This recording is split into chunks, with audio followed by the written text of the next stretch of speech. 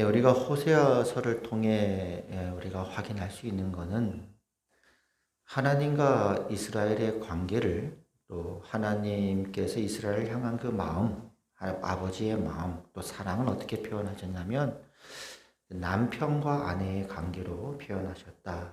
계속 우리가 확인해 보고 있죠.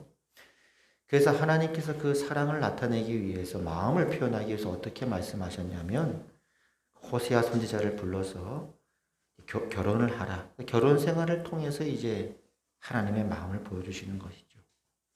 그래서 오늘 3장 1절에도 보면 이렇게 말씀하십니다.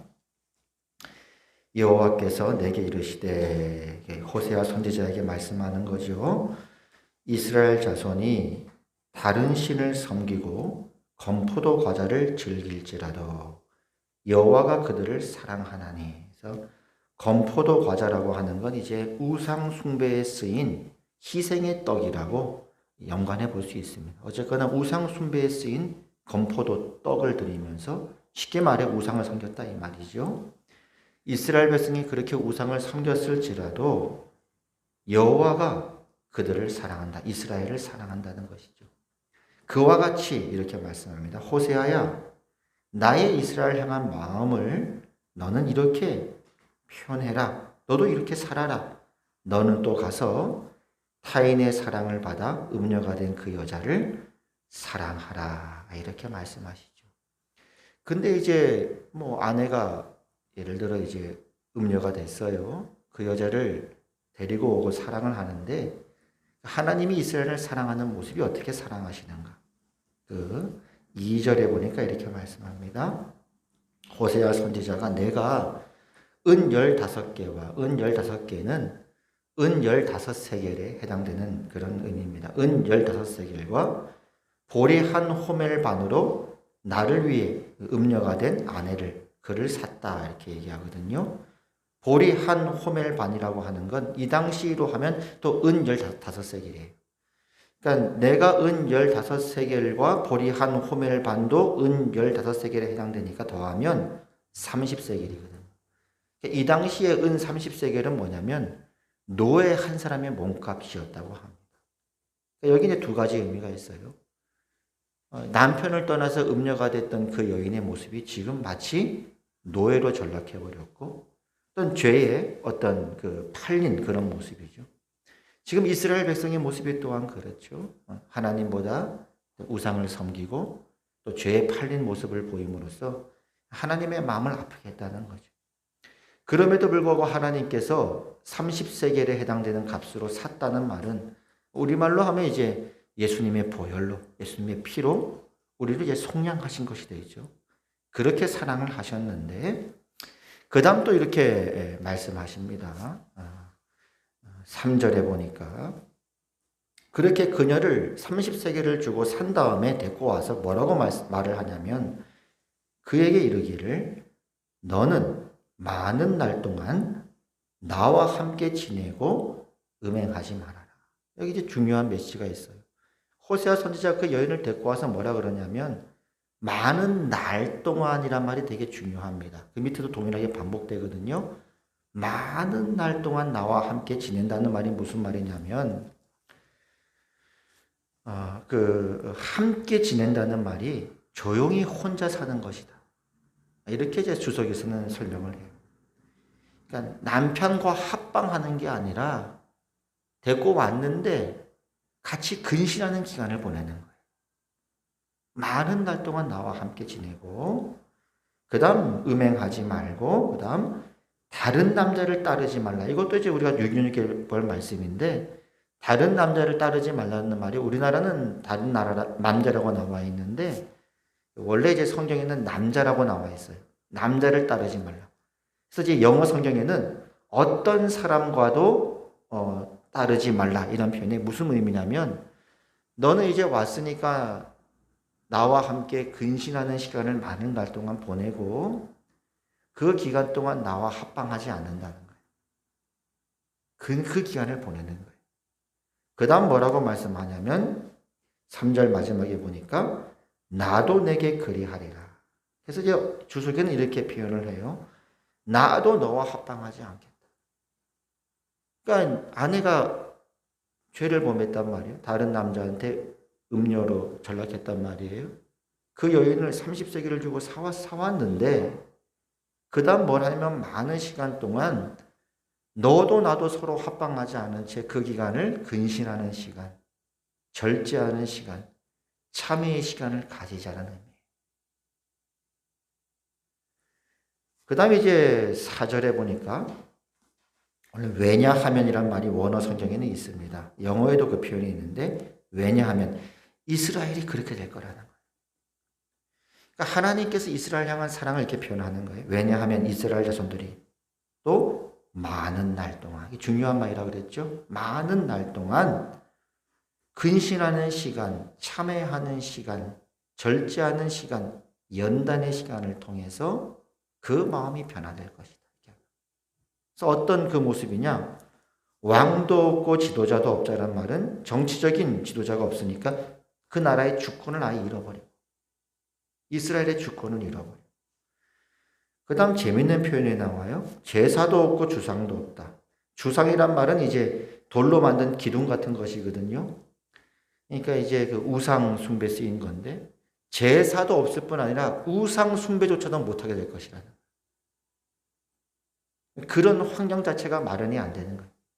어떻게 보면 이스라엘 백성이 우상을 섬겼다는 것도 그렇게 섬길 수 있는 어떤 평화기였기 때문에 가능한 거였죠. 근데 그것조차도 할 수 없을 것이다. 제사도 없고 주상도 없고. 그 다음 말씀도 재미있는 표현이에요. 에봇도 없고 드라빔도 없이 지낸다. 에봇이란 말은 제사장이 입던 의복인데 하나님의 뜻을 묻는 데 사용했던 그런 도구가 있거든요. 그 우림하고 둠밈이라고 하는 그런 기구가 있어서 하나님의 뜻을 물을 때 사용했던 제사장이 입던 옷이 에봇이고 드라빔은 가정의 수호신인 우상인데 그것도 어떤 신의 뜻을 묻는 데 사용했던 점치는 도구였어요. 그러니까는 제사장의 의복도 없고 너희들이 그렇게 좋아하고 사랑하는 우상도 없이 그야말로 제로인 상태, 그야말로 이제 백지의 상태가 될 거라는 거예요. 나라의 주권도 뺏기고 어느 것도 완전히 백지가 된 상태 속에서 많은 날 동안 너희는 근신, 절제, 참회의 시간을 가지게 될 것이다. 그 다음 마지막 5절이 그 후에 이스라엘 자손이 돌아와서 그들의 하나님 여호와와 그들의 왕 다윗을 찾고 마지막 날에는 여호와를 경외함으로 여호와와 그의 은총으로 나아가리라. 그 후에 이 과정 우리 2장에서는 어떻게 봤죠? 지난번에 보면 그날에 그랬거든요. 2장 16절에 보면 여호와께서 이르시되 그날에 너가 나를 내 남편이라 일컫고 다시는 내 발이라 일컫지 아니할 것이다. 2장 18절에는 그날에는 내가 그들을 위하여 들짐승과 공중의 새와 땅의 곤충과 더불어 언약을 맺으며 또 이 땅에서 활과 칼을 꺾고 전쟁을 없이 하고 그들로 편안히 눕게 하리라. 2장 21절 22절도 보면 그날에 나오거든요. 근데 그 전에는 뭐가 있었냐면 내가 그를 2장 14절에 보면 거친들로 데려간다는 거예요. 같은 내용이죠. 거친들로 데려가서 그에게 참회의 시간, 근신의 시간, 절제의 시간을 거친 다음에 그 후에 그들이 나에게 돌아올 것이고 나는 그들의 하나님이 되고 그들은 나의 백성이 될 것이다. 이게 이스라엘 역사고 하나님의 사랑이 되는 거죠. 그러니까 오늘 말씀을 정리하면 이렇게 볼 수 있어요. 하나님은 신실하신 남편이에요. 이스라엘은 하나님의 신부인데 때로는 그 하나님을 떠나서 우상을 더 사랑하고 섬기고 음녀처럼 하나님을 떠났단 말이에요. 그 다음 하나님 어떻게 했냐면 거친들로 데리고 가는 거예요. 연단의 시간이 있는 거예요. 많은 날 동안. 그러나 그날에 다시 하나님께서 그들을 위로하고 회복하고야 말 거다. 이 말씀이 반복되는 거예요. 오늘 호세아 결혼생활을 통해 그걸 보여주는 거예요. 호세아는 신실한 남편. 근데 그 아내는 창기가 되어서 노예로 전락해버렸어요. 그 아내를 30세계를 주고 그 노예로 전락한 그 여인을 샀어요. 그러나 그 사랑이 어떻게 나타나느냐? 많은 날 동안. 찾아왔지만 돌아왔지만 나도 합방하지 않고 당신도 나와 합방하지 않은 채로 근심과 절제와 참회의 시간을 통해 연단의 시간을 통해 그 후에는 너희가 내게로 돌아올 것이다. 그 연단의 시간에는 정치적인 주권도 잊어버리고 제사도 못 드리고 심지어 우상 숭배조차도 하지 못하는 백지 상태 속에서 너희는 많은 날을 보내게 될 것이다. 말은. 그럼 우리가 이렇게 질문할 수 있어요. 하나님 왜 그러면 굳이 거친 드립니까? 우리 지난주에도 봤던 왜 굳이 거친 드립니까? 왜 꼭 하나님이 사랑인데 이런 시련을 허락하십니까? 왜냐하면 하나님과 우리와의 관계를 뭐라고 지금 말씀하셨다고요? 남편과 아내니까. 거기는 분노와 질투가 있으니까. 그러니까 아내가 와서 여보 나 다시 왔어 한다고 해서 그 자리에서 해결되는 것이 아니라 그 많은 시간들 동안 그런 회복의 시간, 연단의 시간, 거친 들에서의 시간을 통해서 비로소 그 여인의 마음이 정결해지고 그때 그 후에야 비로소 남편과 아내가 다시 원래의 모습으로 관계로 회복될 것이다. 성경이 말하는 것이고 호세아를 통해 말씀하시는 우리를 향한 하나님의 사랑이고 이스라엘의 역사가 되는. 그래서 누누이 우리가 얘기하지만 죄짓고 회개한다는 게 그렇게 간단하지가 않다. 우리가 주일날 와서 죄송합니다. 범죄했습니다. 잘못했습니다. 하고 해서 간단하게 끝나면 얼마나 좋겠습니까마는 하나님과 우리와의 사랑은 그렇게 간단하지가 않다는 거예요. 그리고 우리가 지금까지 수십 년 동안 신앙생활하면서 경험해 봤잖아요. 회개한다고 뭐 쉽게 회개가 됩니까? 그렇게 안 되죠. 회개한다고 막 회개가 됩니까? 이게 간단하지가 않다. 사실 죄라는 건 참 무섭고 그 모양이라도 버리라고 하는 게 한번 그 죄에 물들기 시작하면 걷잡을 수 없이 큰 낭패를 겪기 때문에 그런 거 아닙니까? 그러니까 성경이 끊임없이 말하는 건 나는 너의 남편이야. 너희는 죄와 싸우되 피 흘리기까지 싸워야 돼. 하나님께서 너희를 그렇게 징계할 때 너희는 낙심해서도 안 되고 그러나 그 징계를 가볍게 여겨서도 안 되고 그렇게 마음을 다해 죄와 싸우고 하나님께 돌아와야 되는 거야. 순종해야 되는 거야. 이것이 남편인 나의 마음, 아버지의 마음이고 너희는 그렇게 마음을 다해 여호와께로 돌아가야 되는 거야. 평생 우리에게 그렇게 말씀하시죠. 그러니까 우리 인간의 본성은 하나님을 오해하는 부분이 이게 어떻게 오해하냐면 쉽게 해결하려는 경향이 있잖아요. 제 자신을 돌아봐도 그래요. 제가 요즘 다시 한번 말씀을 묵상하면서 내가 이걸 참 내 자신도 잘 몰랐구나.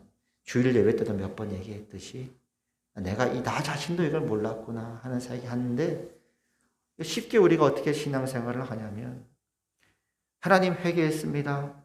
예수님을 기도합니다. 아멘. 그럼 우리는 어떻게 기대가 되냐면 더 이상 거친 들에 갈 일도 없고 마치 다른 남자의 아내가 됐던 여자가 그 다음날 와가지고 여보 나 미안해 왔어 호호호호 하고 빨리 해결되고 싶지만 그걸로 해결되지가 않고 그러니까 이스라엘 백성들은 내내 뭘 생각했냐 우린 바벨론에 끌려갈 필요 없다는 거예요. 끌려갈 리가 없다는 거예요. 우리는 아수르에 망할 리가 없다는 거예요. 성경은 너희는 하나님의 사랑을 오해했다는 거예요. 하나님의 사랑은 그게 아니라 우리의 마음이 하나님께로 돌아오고 하나님만 바라볼 때까지 하나님의 그 집념과 고집과 사랑 내내 우리 인생을 밀어넣으신다. 그게 더 우리가 살아왔던 신앙생활에 가깝지 않습니까? 그렇지 않습니까?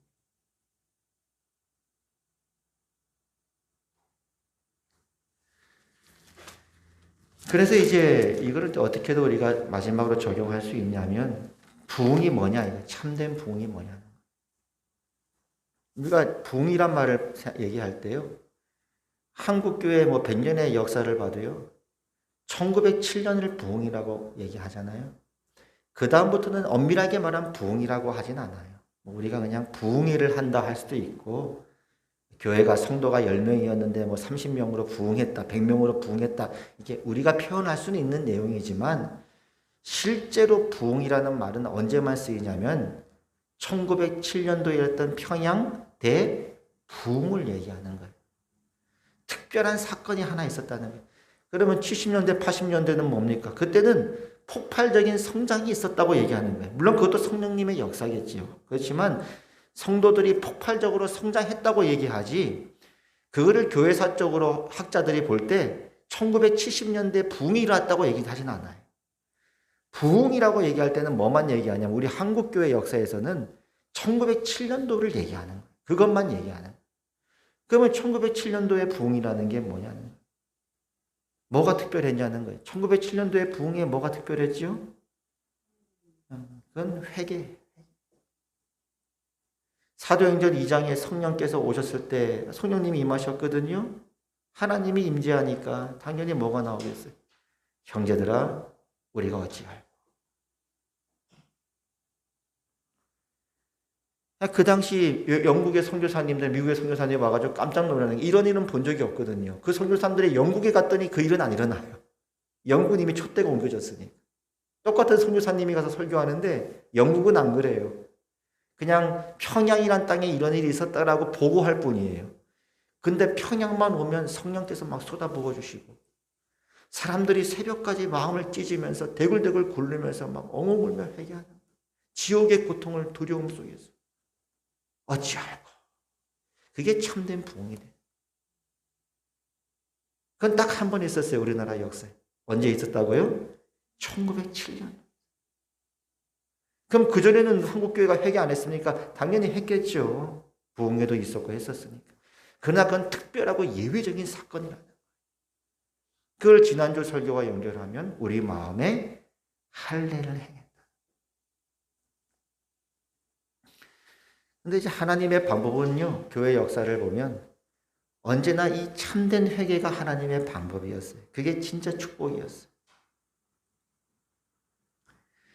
그래서 이제 이런 경우도 있어요. 요즘 교회가 좀 더 우리가 많은 사람들을, 이미 그건 서구교에서 다 시도했던 부분이고, 우리가 살아왔던 2000년 역사가 있잖아요. 그걸 배우는 거 아닙니까? 그래서 때로는 목사님이 슈퍼맨 옷을 입기도 하고, 뭐 노력하는 거죠. 무대를 그렇게 꾸미기도 하고, 뭐 그런 노력도 참 귀하고, 또 그 속에서도 하나님 뭐 역사하실 수 있겠지만은, 그러나 이제 기독교 2000년 역사를 봤을 때 교회가 정말 교회되는 하나님의 유일한 방법은 뭐냐면 우리의 마음인 거예요. 아, 목사님 오늘 참 설교 너무 재밌다. 너무 웃겼어.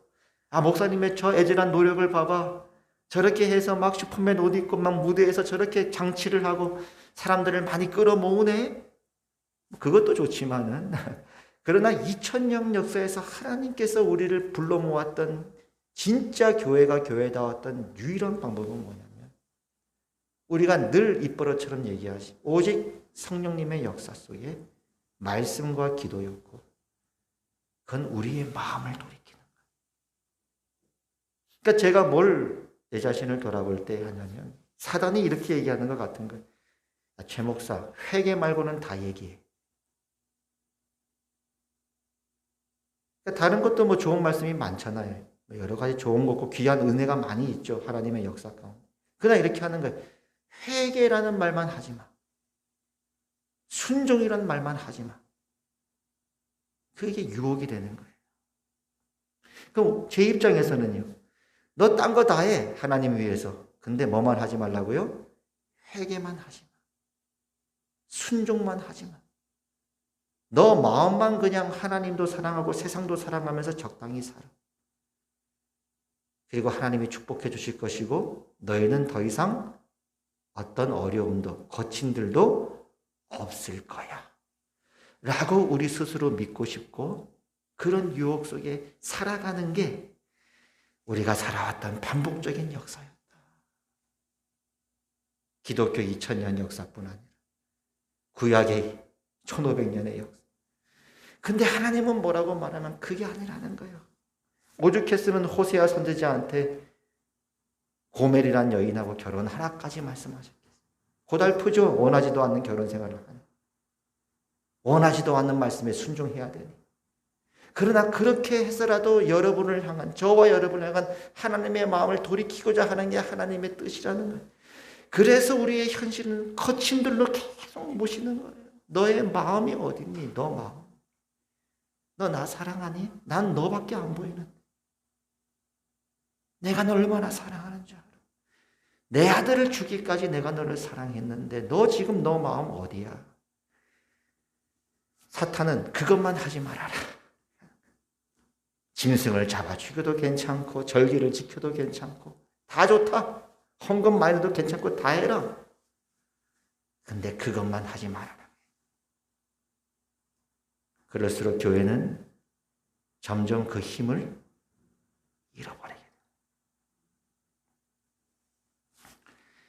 그래서 이스라엘 역사를 보면 하나님 이렇게 말씀하세요. 에스겔서 36장 잘 보세요. 36장 24절. 내가 너희를, 하나님께서 이스라엘 백성을 여러 나라 가운데에서 인도하여 내고 여러 민족 가운데에서 모아 데리고 고국 땅에 들어가서 여러 민족 가운데 흩어졌대요. 근데 고국 땅에 다시 들여보낸대요.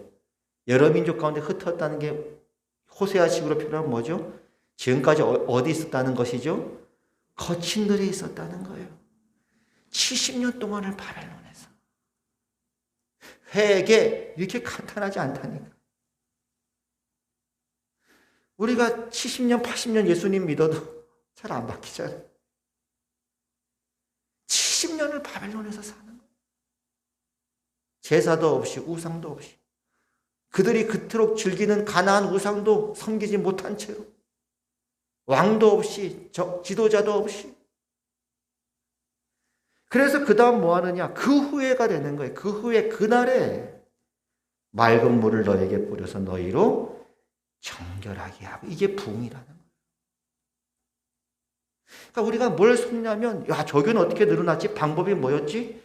그걸 자꾸 따라하는 거예요. 사람은 늘어나는데 사람들이 회개를 안 하는 거예요.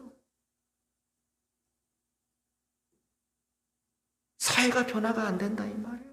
교회가 능력이 없다 이 말이에요. 인도에서 부흥을 경험했던 한 여인이 미국의 교회를 가면서 이렇게 탄식했어요. 어떻게 성령의 역사가 없이도 이렇게 교회가 성장할 수 있냐? 깜짝 놀라.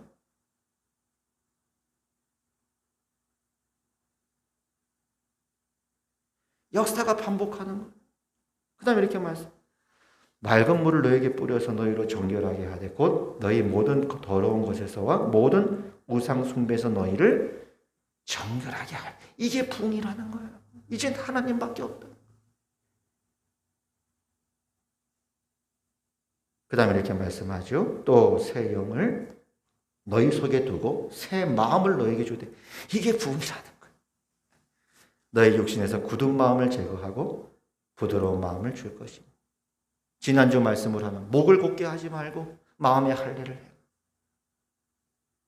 또 내 영을 너에게 두어 너희로 내 율례를 행하게 하리니 순종.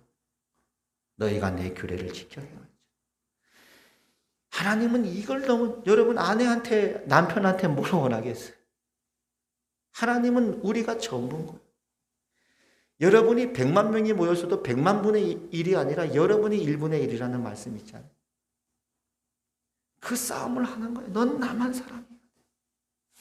난 너밖에 안 보인다. 그래서 우리가 이렇게 생각하는 거, 내 죽는 날까지 이건 아무리 생각해도 이거밖에 없어요. 그러면 하나님의 방법이잖아요. 인간적인 방법으로 하는 게 아니죠. 여리고성 도는 건 하나님의 방법이잖아요. 돌아가면 도는 거고 돌지 마 그러면 돌지 않는 거고 그게 순종 아닙니까? 여리고성의 전리품은 하나님 거니까 하나도 취하지 마 그럼 취하지 말고 아이성 거는 취해도 돼 그럼 취하는 거 아닙니까? 하나님의 방법이잖아요. 우리가 만들어내는 게 아니죠. 그럼 뭐냐? 하나님의 방법은 이거밖에 없는 거예요. 회개, 순종, 그리고 참된 부흥을 위해 기도하는 것. 죽을 때까지. 한 번만 더 이 땅에 1907년 같은 부흥을 허락하여 주시옵소서. 그리고 우리가 확인했듯이 오늘 내가 할 수 있는 한 가지가 있어요. 여러분 우리가 사는 거 보세요. 1500년 동안 쓰였던 성경이 우리한테 있어요. 이스라엘의 역사가 있어요. 내가 만약에 50살이라 그러면 1550년 동안 50년 동안 내가 살았던 내 이야기가 있고 여기 이스라엘의 이야기가 있고 하나님의 이야기가 있어요. 내가 50년 동안 살았던 내 삶이 있고 하나님의 이야기가 있어요. 그러면 도합하면 1550년 동안의 이야기가 있잖아요. 그 1550년을 쌓아서 오늘 하루를 순종하며 사는 거예요. 머리를 쥐어뜯은 만큼, 가슴을 쥐어뜯은 만큼 낙심하지도 말고 하나님의 징계를 경히 여기지도 않으면서 오늘 하루를 내가 힘을 다해 할 수 있는 한 가지를 순종하는 거예요. 내가 60살이다. 나한테는 1500년의 성경의 기록이 있고 이야기가 있잖아요. 내가 살아온 60년의 이야기가 있잖아요. 1560년이잖아요. 그것만큼 오늘 하루를 내가 사랑하며 살아가는 최선을 다해서 내가 오늘 하나님께 힘을 다해 찬송하겠다. 집에서라도 오늘은 특별히 크게 찬송하겠다. 오늘은 한번 내가 마음을 다해 기도해 보겠다.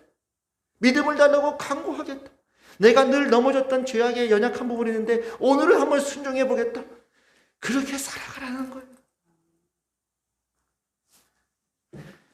그래서 우리는 이 세 가지밖에 없습니다. 하나님의 방법은 회개, 순종, 기도입니다.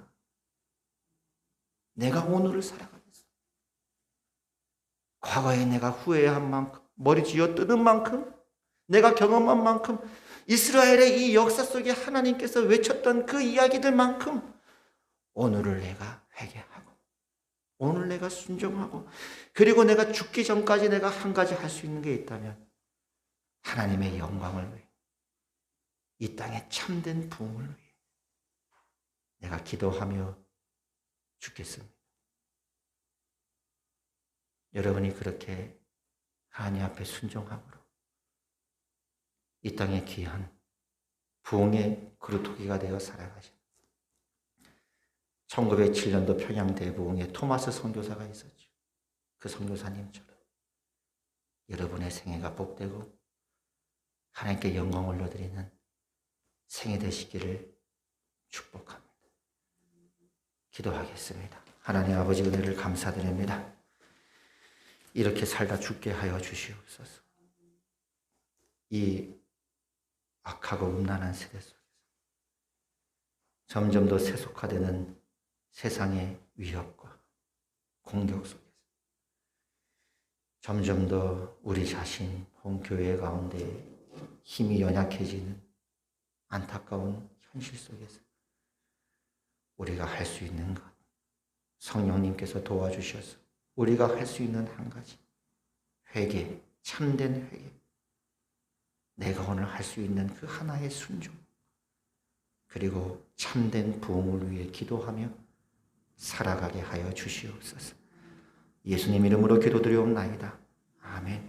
이제는 우리 주 예수 그리스도의 은혜와 하나님 아버지의 그 크신 사랑과 성령 하나님의 감화 감동 교통 위로 역사하심이 하나님께서 너무너무 사랑하시는 하나님의 신부, 하나님의 백성들을 위해 우리 사랑하는 화평교회 성도들을 위해 이제부터 영원까지 항상 함께 하시기를 주님의 이름으로 축원하옵나이다. 아멘.